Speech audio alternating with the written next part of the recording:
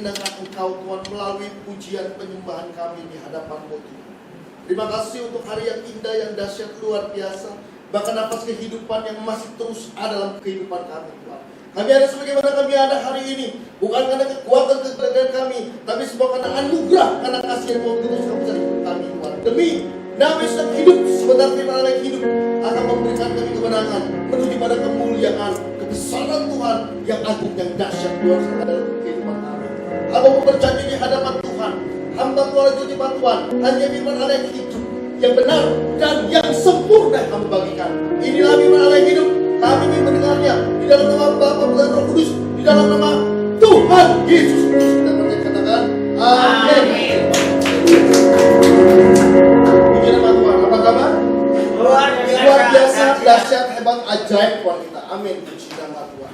Beberapa pekan yang lalu saya berbicara tentang karisma dan karakter kita sebagai anak-anak Allah. Saya percaya keduanya menjadi tolak ukur saudara dan saya untuk pertumbuhan rohani, bukan yang keluar, bukan yang bisa dilihat orang, tapi pertumbuhan yang ada di dalam, di mana yang ada di dalam ini akan memancar keluar dan orang bisa lihat pertumbuhannya ada di dalam. Nah, kegagalan kita sebagai anak-anak Allah adalah ketika kita mengetahui bahwa adanya karisma, tetapi tidak didukung juga dengan suatu karakter. Ketika kita tahu ada karisma Tuhan, ketika kita tahu bahwa diri kita siapa di hadapan Tuhan, biasanya kita sombong. Gak mungkin tidak sombong. 2 Korintus 12 ayat yang pertama sampai ayat yang ke-10.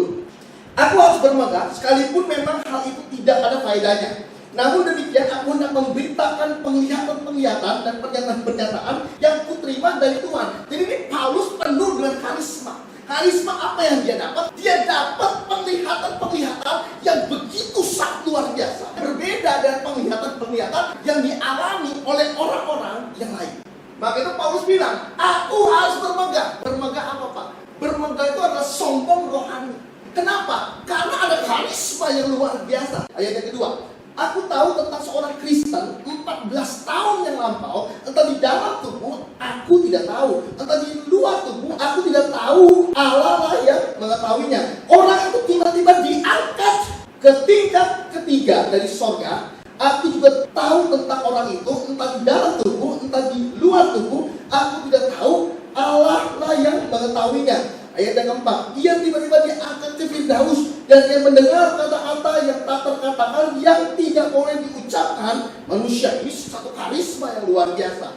Ya, ayat yang kelima, atas orang itu aku hendak bermegah, tetapi atas diriku sendiri aku tidak akan bermegah, selain atas kelemahanku. Ayat yang ke-6, sebab sekiranya aku hendak bermegah juga, aku bukan orang bodoh lagi, karena aku mengatakan kebenaran, tetapi aku menahan diriku supaya jangan ada orang yang menghitungkan kepadaku lebih daripada yang mereka lihat daripadaku atau yang mereka dengar daripadaku. Ayat yang ke-7, dan supaya jangan berikan diri karena pernyataan-pernyataan yang luar biasa itu, maka aku diberi suatu duri di dalam dagingku, yaitu seorang utusan iblis untuk mengecoh aku supaya aku jangan meninggikan diri.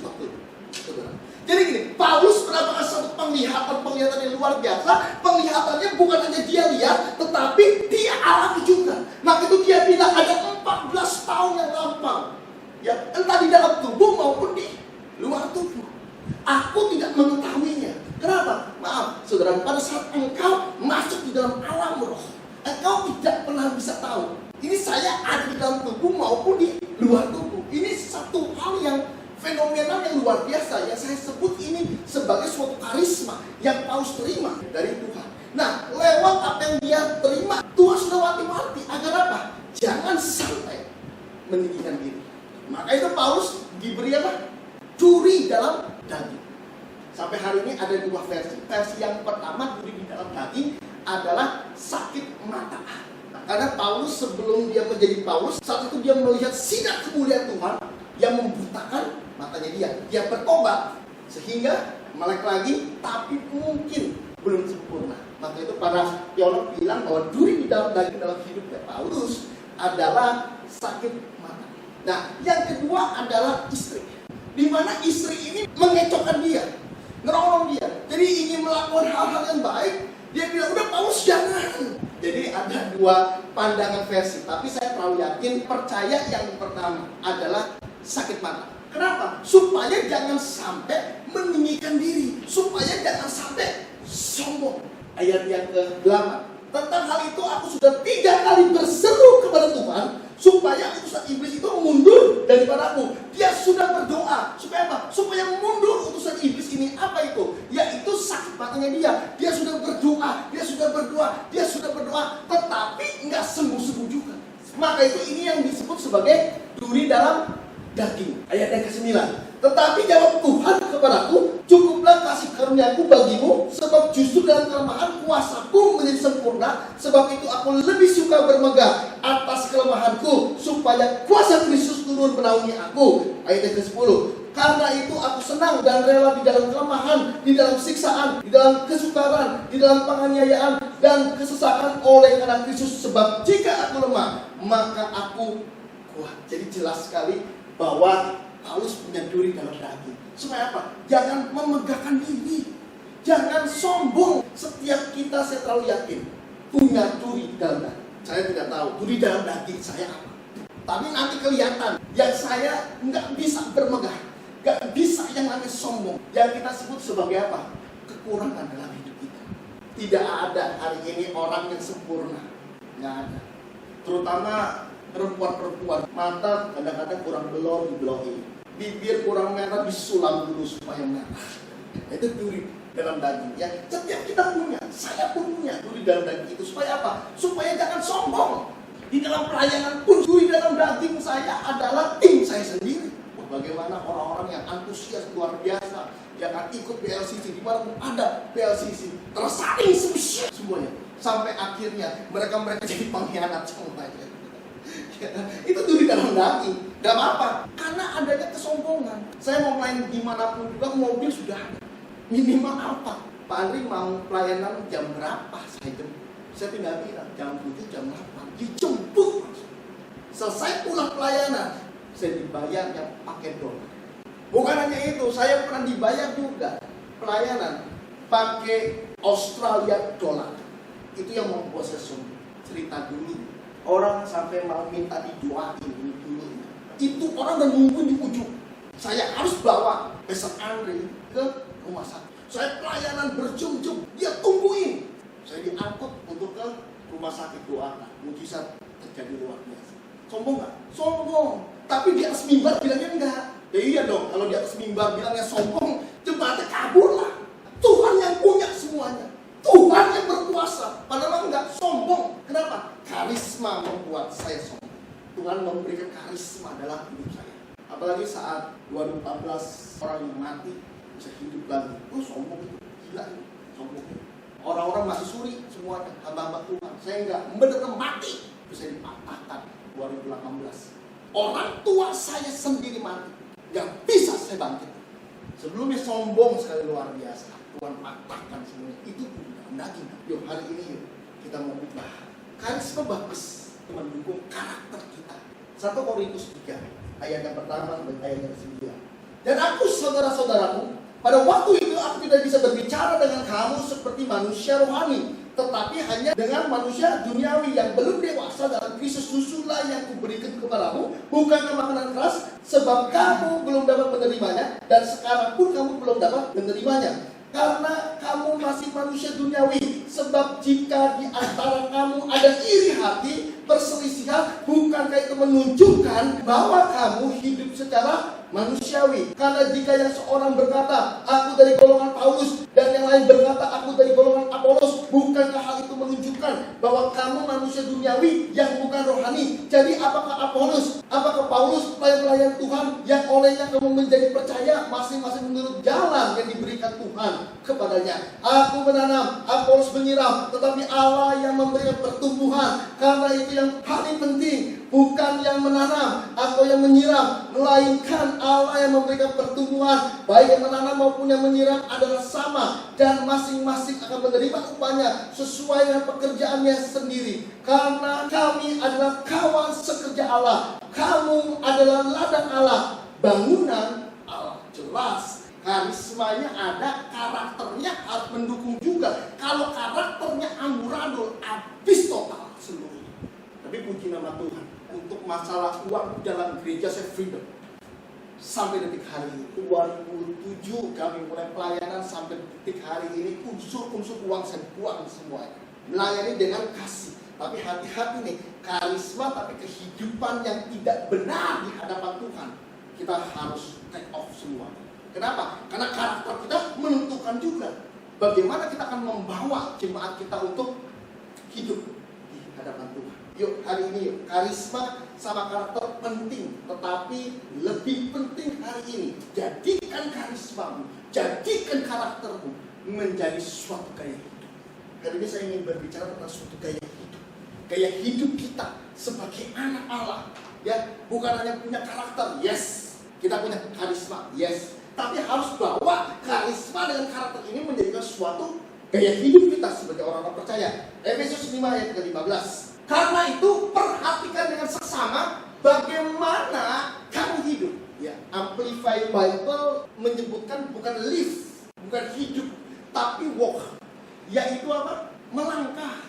Nah, dengan kata lain adalah karena itu perhatikan dengan seksama bagaimana cara hidup kamu, bagaimana kamu melangkah, langkah demi langkah. Janganlah seperti orang bebal, yaitu orang yang tidak percaya sama Tuhan, yaitu bukan anak Allah, yaitu anak iblis, tetapi seperti orang arif, yaitu seperti anak Allah. Bahwa kita harus memperhatikan bagaimana hari ini kita hidup, bagaimana hari ini langkah demi langkah dalam hidup kita, bagaimana cara hidup kita, karena cara hidup kita akan menentukan hari ini karisma dan karakter yang kita bawa seperti apa dalam hidup kita.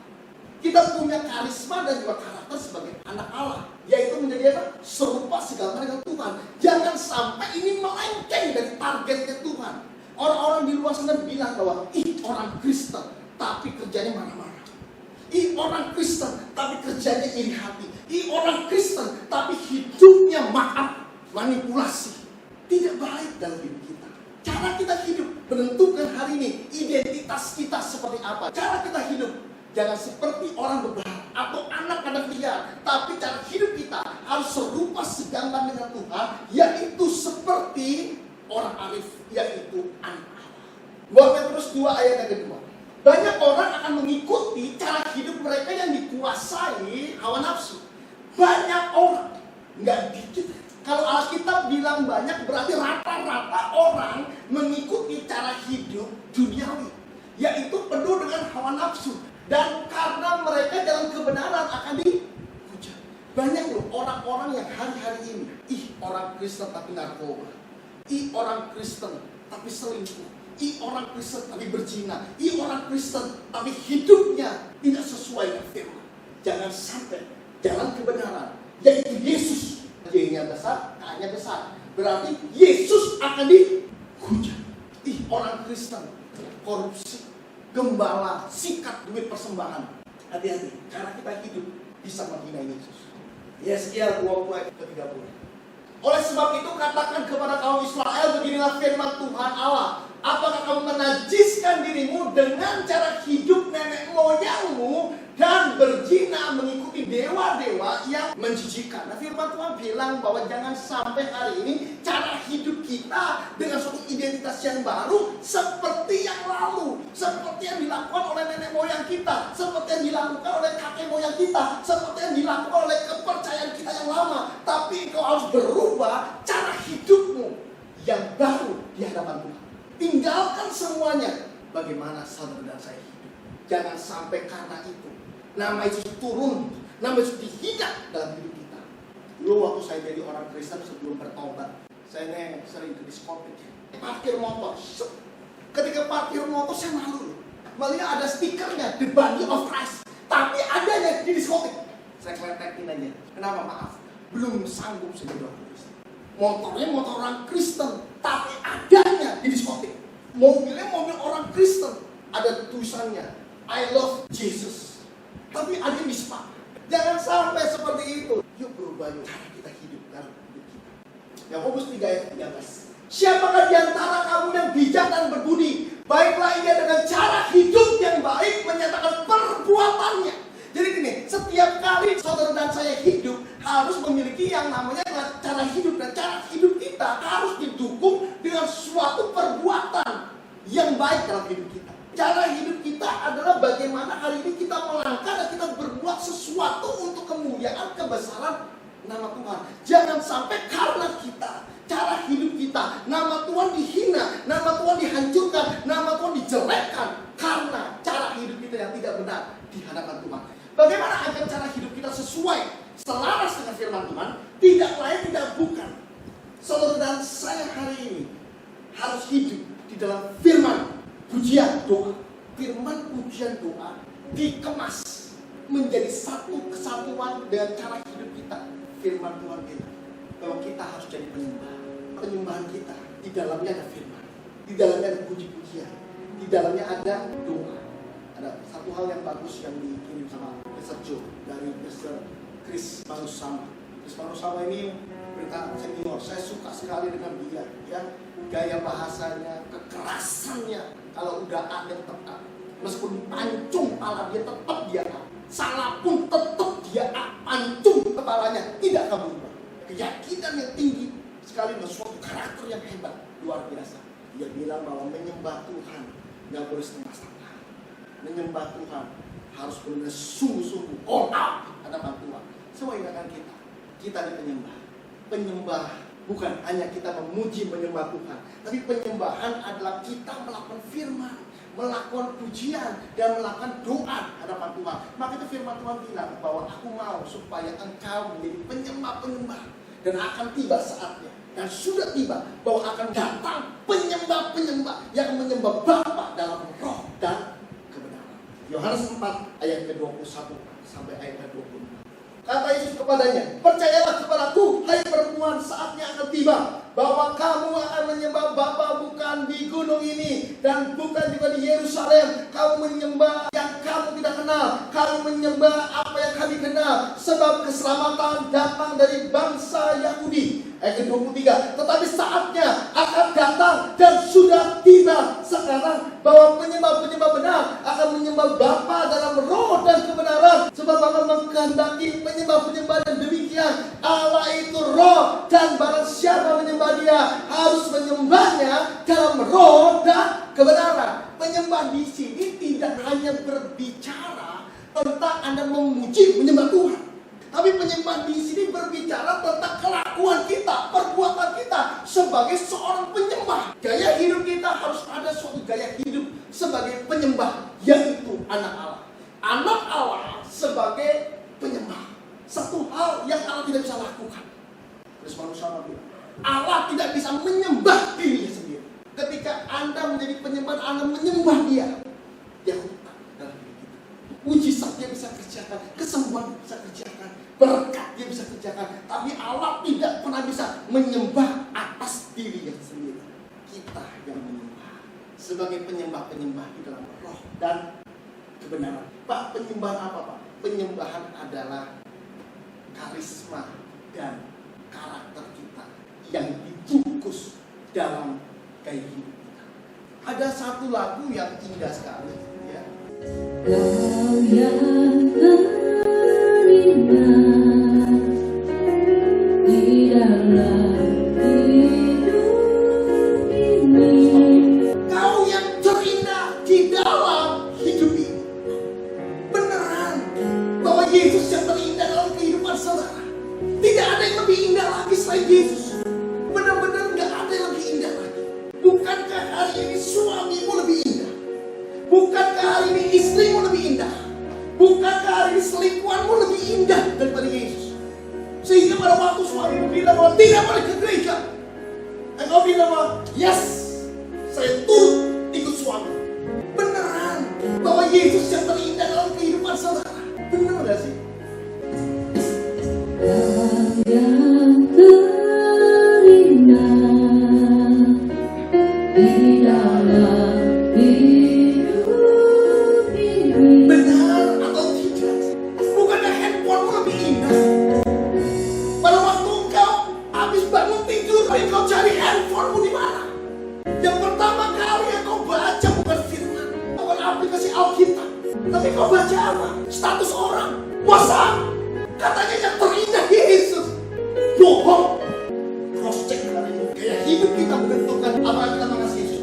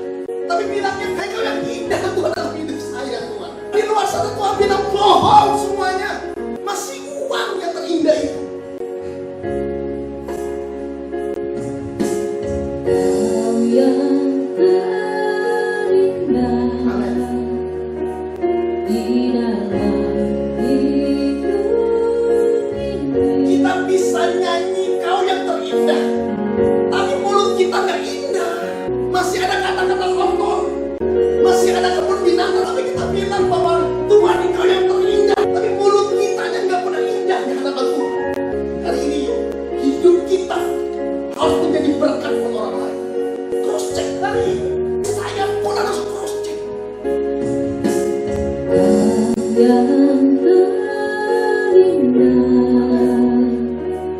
di dalam hidup ini. Bukankah khotbah kita yang paling indah, pelayanan kita yang paling indah, musik yang paling indah?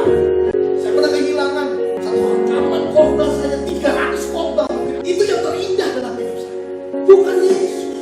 Kalau saya bilang Yesus yang terindah, saat itu saya tidak kecewa dengan kehilangan 300 khotbah saya.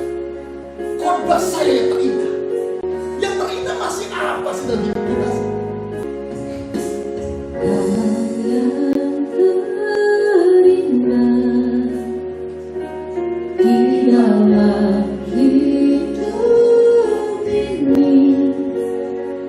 Tiada Allah Tuhan yang seperti Engkau. Saat Anda sakit tidak sembuh, kita bukan cari Tuhan. Katanya tidak ada Tuhan, Allah yang seperti Tuhan. Saat kita punya masalah, punya problem, kita bukan cari Tuhan, malah cari saudara kita. Beneran Tuhan yang terindah. Tidak ada Allah selain Tuhan. Di dalam hidup ini, Di dalam hidup ini tiada Allah. tiada Allah Tuhan yang seperti Oh, stop. Tapi kedukunnya jangan terus nih. Mau melet orang lagi. Cinta ditolak, dukun bertindak. Lu katanya tidak ada Allah Tuhan selain Engkau. Proses dalam hidup kita. Kau yang terindah di dalam hidup ini. Tiada Allah Tuhan yang seperti Engkau. Masih baca horoskop, ramalan, kartu tarot masih main. Katanya tidak ada Tuhan Allah seperti Engkau. Bohong. Kau yang terindah di dalam hidup ini. Tiada Allah Tuhan yang seperti Engkau. Besar perkasa penuh kemuliaan. Kau yang termanis. Stop. Benar yang termanis Yesus. Bukannya yang manis saat kau punya uang. Bukannya yang manis itu saat kau punya jabatan yang tinggi. Suatu tingkatan struktural yang paling tinggi. Studimu itu yang manis. Dalam hidup kita cross check. Apa yang manis? Kalau hari ini kita bilang Tuhan kau yang termanis, tapi mulut kita penuh dengan kata-kata yang tidak manis. Cross check hari ini. Kau yang termanis di dalam hidup ini. Tuhan Engkau yang termanis, tapi mukanya kita penuh dengan topeng. Manis dari mananya Tuhan? Saya mau ke gereja, saya mau jadi anak Tuhan, saya mau jadi anak Allah. Kalau Tuhan kasih saya berkat, kalau Tuhan sembuhkan saya, sebelum ada hasil, ikut Tuhan. Setelah ada hasil, tetap ikut Tuhan. Kau yang termanis di dalam hidup ini. Ku cinta Kau Ku lebih. cinta Kau lebih daripada segalanya. Anda cinta Yesus lebih daripada uang. Lalu gimana? Kemarin saya dibuat malu sama anak saya. Anak saya berani untuk memberikan orang yang sakit 300.000. Saya enggak, 100.000. Ku cinta Kau lebih daripada. Bohong. Kita lebih cinta uang kita. Ada orang-orang yang membutuhkan bantuan kita. Bisa bantu nggak? Ya, nggak ada duit. Padahal kita punya. Firman Tuhan bilang, kalau mau bantu orang yang paling hidup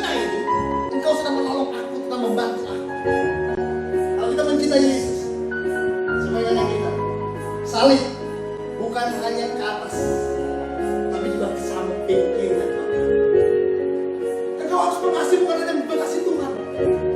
Kalau kau mengasihi Tuhan saja, kau belum membentuk salib, belum ada yang namanya kebangkitan maupun kematian. Yang kita membentuk salib ke kanan dan juga ke kiri, tahu itulah Tuhan dan kita. Terima kasih. yang temani di dalam hidup ini, ku cinta Kau Tuhan dari Ku cinta segalanya. Kau lebih daripada segalanya. Bel wifi-nya bolong, bos. Komselnya bolong, bos. Kenapa maaf? Handphone lagi hack. Lagi mencintai keluarga saya. Lagi mencintai saudara saya. Tapi kita bilang bahwa kita cinta Yesus. Tapi maaf, nggak ada bersama-sama dengan Yesus. Yesus ada dalam suatu komunitas Komsel BLWP, tapi kita nggak ada. Join pun kita nggak mau. Alasannya kuotanya ada, nggak join juga. Sibuk, kenapa kerja? Pulangnya malam. Cross check hari ini. Kita bilang cinta Yesus. Kalau cinta Yesus, cinta komunitasnya, cinta pelayanan, cinta juga sesamanya. Kau yang temani di dalam hidup ini, Ku cinta Kau lebih. ku cinta Kau lebih dari segalanya. Besar kasih setiamu kepadaku. Ku sembah Kau, ya Allahku. Ku tinggikan nama-Mu selalu. Tiada lutut tak berteduh, menyembah Yesus Tuhan Rajaku. Aku menyembah Engkau Allahku, ku tinggikan nama-Mu. Beneran kita meninggikan nama Yesus. Tetap mau memuji menyembah Tuhan. Bukankah saat pada waktu kita meninggikan nama Yesus dan ada kering kita langsung yakin begitu? Bukankah hari ini lebih enak kita tidur? Lebih memilih tidur daripada kita menyembah Tuhan. Mau sembah Dia, sembah dengan sungguh-sungguh dalam hidup kita. Aduh menyembah nama banget. Kata orang dulu, Anda udah lewat momennya Tuhan. Bartolomeus sudah melewatkan momennya Tuhan. Wanita 12 tahun tidak melewatkan momennya Tuhan. Saya itu maaf, dia sibuk ngusip pempasnya dia. 5 menit yang ngisi, dia tidak ketemu sama Yesus, dia tidak ketemu sama Musa. Cross check untuk hari ini, beneran nggak kita menyembah Tuhan? Beneran nggak kita menjadi penyembah ini? Jangan-jangan kita bukan punya kedua, datang ke gereja hari ini untuk memuji menyembah Tuhan, bukan untuk makan karena ada acara ulang tahun. Cross check hari ini. Ya Allahku, Tinggikan. ku tinggikan nama-Mu selalu. Tiada lutut tak berteduh, menyembah Yesus Tuhan Rajaku. Tidak ada lutut yang tidak berteduh, tidak ada mulut yang tidak mengaku, oh Yesus adalah Tuhan. Tapi seringkali mulutnya kita nggak pernah ngakuin itu, cuma seperti biasa aja. Ibadah selesai habis itu pulang aja. Hari ini cross check yuk dalam hidup kita. Yohanes 9 ayat yang 4. Kita harus mengerjakan pekerjaan Dia yang mengutus aku. Selagi masih siang akan datang malam, di mana tidak ada seorang pun yang dapat bekerja. Firman Tuhan bilang, kalau udah malam, nggak ada yang bisa kita kerja. Hari ini, miliki gaya hidup kita sebagai anak Allah, yaitu sebagai penyembah. Bukan hanya memuji menyembah dengan mulutmu, tapi dengan kelakuanmu. Kau harus tahu, saya harus menyembah Dia dengan kelakuan dan perbuatan saya benar di hadapan Dia. Stop hari ini dengan kibul-kibulan. Stop hari ini dengan sebuah kebohongan demi kebohongan. Stop hari ini dengan topeng demi topeng dalam hidup kita. Buang topeng kasihnya, buang topeng kepedulian kita, buang juga topeng kita mau menolong orang, buang juga topeng kita sebagai orang-orang yang kudus, yang hebat, yang luar biasa. Kita mau buang semuanya. Tampillah hari ini tanpa topeng. Kasih Tuhan Allahmu, kasih juga sesamamu manusia. Kau yang terindah